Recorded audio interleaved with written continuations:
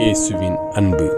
கிறிஸ்து இயேசுவின் நாமத்தினாலே உங்களுக்கு அன்பின் வாழ்த்துக்கள்.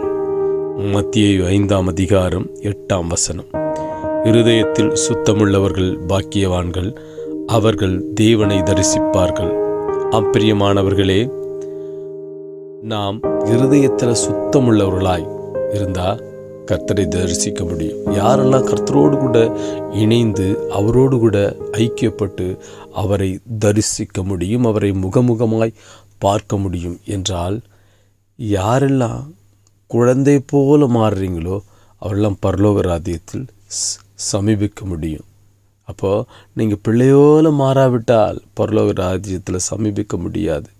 அப்போ நம்ம குழந்தையை போல, பிள்ளை போல இருதயத்தை வைத்தவர், அவர்களைப் போல நாம் கபடமற்றவர்களாய் வெள்ளை உள்ளத்தோடு பரிசுத்தத்தோடு கூட கர்த்தரிடத்தில் யாருக்கும் தீங்கு நினைக்காதபடிக்கு, யாருக்கும் எந்த வஞ்சகமோ கேடோ நினைக்காதபடிக்கு நாம் இருதயத்தில் சுத்தமுள்ளவர்களாய் இருப்போமே. ஆனால் நம்ம தேவனை தரிசிக்க முடியும் மகனே, தேவனை தரிசிக்க முடியும் மகளே. நீங்கள் கர்த்தரை போல ஆகணும்னா ஃபஸ்ட்டு குழந்தையை போல மாறுங்க. உங்கள் இருதயத்தில் சுத்தப்படுத்துங்க. எல்லோரிடமும் அன்பாயிருங்கள். ஒருவரில் ஒருவர் நேசியுங்கள்.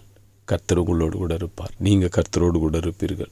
நீங்கள் கர்த்தருடைய பிள்ளையாக இருப்பீங்க. கர்த்தர் உங்களை ஆசீர்வதித்து உயர்த்துவார். ஆமென்.